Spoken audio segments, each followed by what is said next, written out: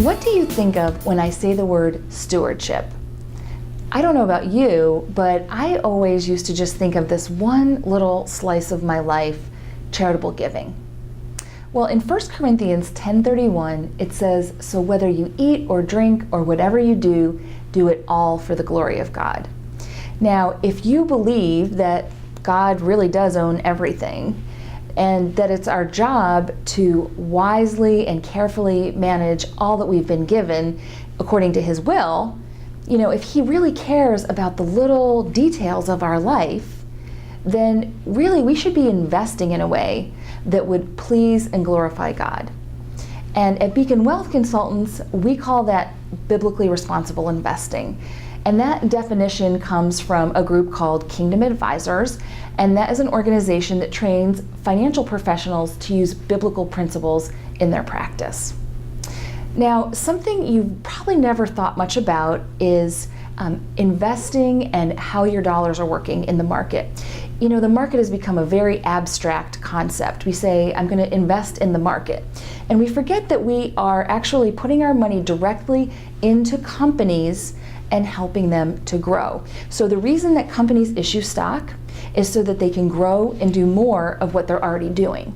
So when you are investing in that company, you are literally saying, I love what you're doing and I want to help you do more, and let's make a boatload of money together doing that.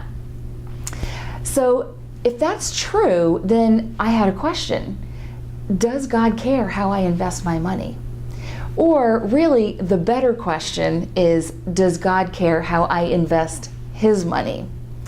Well, I think the easiest example to go to is in the Bible, and if we look at the parable of the talents. And in this story, who gets rewarded the most? The servant who had the highest returns, right? The servant who buried his money in the ground, the master took his money and gave it to the servant with the highest returns.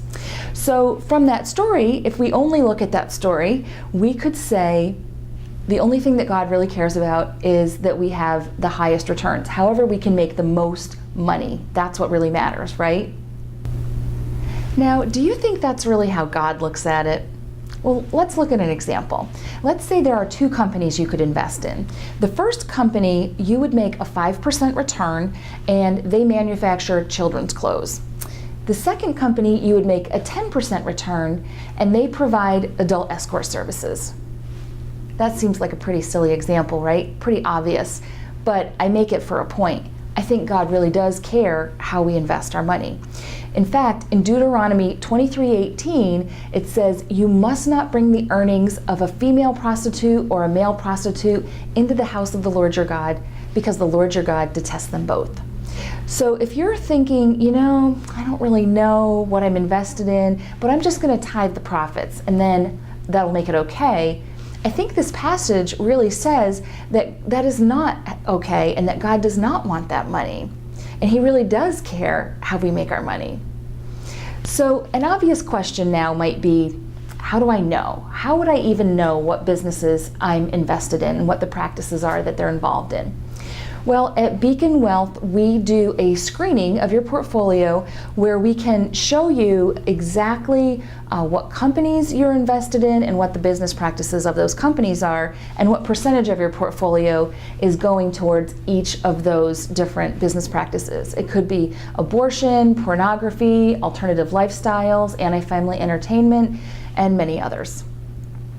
So I think the question that you might still be having is it really possible to invest this way and still make money? Well, there was a study done by the BRI Institute. You can check them out at briinstitute.com. And they did a back test of the S&P 500. And what they did is they sorted companies into companies that would pass BRI screens and those that would not. And they labeled them the saints and the sinners. And they graphed their performance over time to see the outcome. And the truth of the matter is, sometimes the sinners are a little ahead and sometimes the saints are a little ahead, but they are very close always.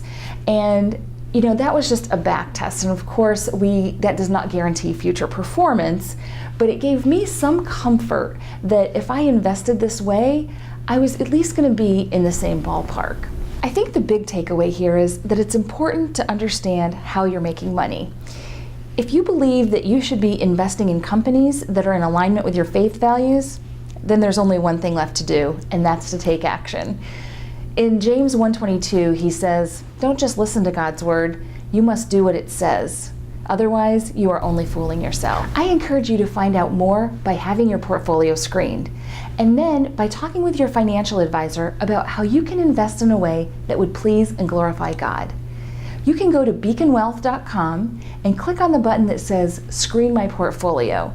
We will send you a free report to let you know what business practices you're investing in, and then one of our advisors will be happy to follow up and answer any questions that you might have.